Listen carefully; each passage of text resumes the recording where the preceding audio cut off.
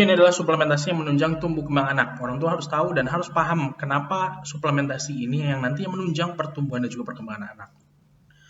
Kita tahu ya, usia emas ini harus dioptimalkan. Usia emas ini mulai dari hamil sampai puncaknya nanti usia 2 tahun. Dan ini semuanya sedang dalam puncaknya bertumbuh dan juga berkembang. Kita bisa lihat juga nutrisi dan stimulasi jelas mempengaruhi pertumbuhan dan juga perkembangan. Kita bisa lihat sinapsi otak di 1000 hari pertama kehidupan itu sedang dalam puncaknya atau sampai usia 2 tahun. Salah satunya adalah nutrisi yang nantinya bisa kita optimalkan termasuk juga pemberian suplementasi. Lalu apa aja yang nantinya udah disaranin? Ada 2 mikronutrisi yang udah disaranin oleh IDAI, yaitu vitamin D dan juga zat besi. Vitamin D dan zat besi ini keduanya saling melengkapi dan juga nantinya bisa memberikan hal yang positif untuk pertumbuhan dan juga perkembangan anak. Zat besi ini bisa diberikan dari usia 0 sampai 2 tahun, tetapi nanti ada range-nya juga. Ini mungkin dipelajari lebih lanjut. Yang jelas, zat besi ini penting untuk bahan baku anak itu berkembang untuk mielinisasi otaknya. Lalu sama vitamin D juga kita bisa lihat statusnya harus dalam keadaan sufisien atau cukup untuk nantinya memenuhi kebutuhan dari vitamin D anak. Karena vitamin D ini juga sangat penting untuk nantinya pertumbuhan dan juga perkembangan anak. Kalau misalnya nilainya di bawah ya dari sufficient artinya di bawah 30 ya, itu harus suplementasi tambahan. Tapi untuk mencegah itu bisa dengan suplementasi. Nah, sayangnya kita itu beresiko untuk kekurangan vitamin D. Ibu hamil, anak-anak, wanita, atau lansia. Kenapa? Karena ya tadi banyak nutrisi yang kita susah untuk makan, akhirnya kebutuhan mikronutrisi dari vitamin D itu juga sangat amat kurang.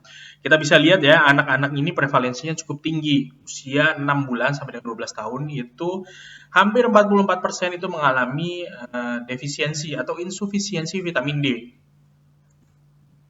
Yang kita tahu kalau peran vitamin D itu sangat amat penting. Jadi berperan untuk penyerapan kalsium, untuk pertumbuhan dan memperkuat tulang dan gigi, menjaga daya tahan tubuh, meningkatkan pembentukan otot, berperan dalam perkembangan otak, menjaga fungsi saraf, menjaga fungsi kardiovaskuler, dan juga membantu menurunkan penyakit seperti infeksi pernafasan, alergi, asma, autisme, kanker, dan juga penyakit-penyakit lainnya. Pun sama, zat besi pun 1 dari 3 anak Indonesia di bawah 5 tahun itu berpotensi menderita kekurangan zat besi. Dan ini hubungannya dengan kognitif anak. Jadi misalnya anaknya sulit konsentrasi, fokusnya kurang, juga bahkan nantinya sering sakit, pertumbuhan fisiknya terhambat, potensi akademiknya rendah, atau bahkan ada gangguan motorik dan sensorik. Penyebabnya jelas, yaitu makanan yang kurang mengandung zat besi dan juga bisa jadi ada antinutrien yang nantinya mengganggu penyerapan zat besi. Dan nantinya pencegahannya pun sama dengan suplementasi. Yang ini anemia dan malnutrisi, kalau misalnya anemia itu di bawah 11 Hb-nya ya, nanti ada derajatnya, ada severe, moderate, dan juga ada mild. Ini mempengaruhi banget terhadap malnutrisi. Jadi anak-anak dengan keadaan anemia itu beresiko menjadi anak yang malnutrisi. Peran zat besi ini sangat amat penting, yaitu memproduksi atau menjaga mielinisasi atau selubung saraf, yang nantinya selubung saraf kita udah bisa lihat yang awal tadi, itu berperan untuk pembentukan sel-sel otak. Jadi zat besi juga membantu kerja enzim yang penting dalam stimulasi saraf. Terus juga zat besi ditemukan dalam otak dengan distribusi yang tidak sama. Artinya otak ini sangat amat penting membutuhkan zat besi.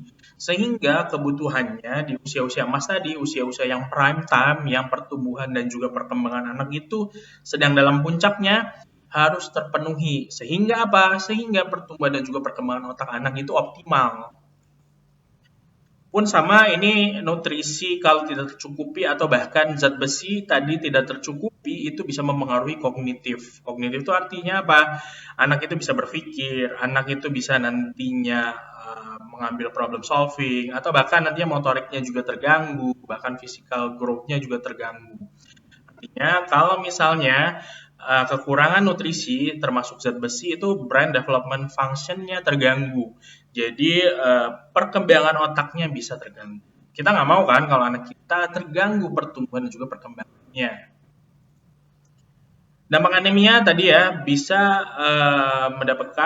kekurangan kognitif, terus juga imunitasnya berkurang. Jadi anak itu gampang sakit. udah sakit sembuh sakit lagi, udah sakit sembuh sakit lagi, dan itu berulang sehingga anak itu pertumbuhan terganggu, berat badannya nggak naik, anaknya juga bahkan nantinya ujung-ujungnya kognitif terganggu.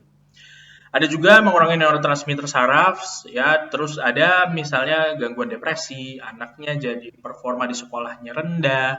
Ada juga nantinya anak itu future earning dan productivity-nya menurun. Jadi tadi kognitifnya menurun, kita menghasilkan SDM yang produktivitasnya rendah di kemudian hari. Terus lagi, bayi-bayi dengan anemia kronik memiliki perkembangan kecerdasan dan motorik yang terlambat, ya, dan ini berdampak jangka panjang. Pun ini udah banyak penelitiannya, skor anak dengan anemia itu memiliki kecerdasan yang lebih rendah dibandingkan anak-anak tanpa anemia. Intervensi ini harus dilakukan dari anak usia emas. Salah satunya adalah mencukupi kebutuhan nutrisinya. Jadi caranya adalah berikan suplementasi sekarang juga agar optimalkan tumbuh kembang anaknya. Jadi orang tua jangan ragu lagi untuk memberikan suplementasi yang nantinya pun ini membantu untuk pertumbuhan dan juga perkembangan anak.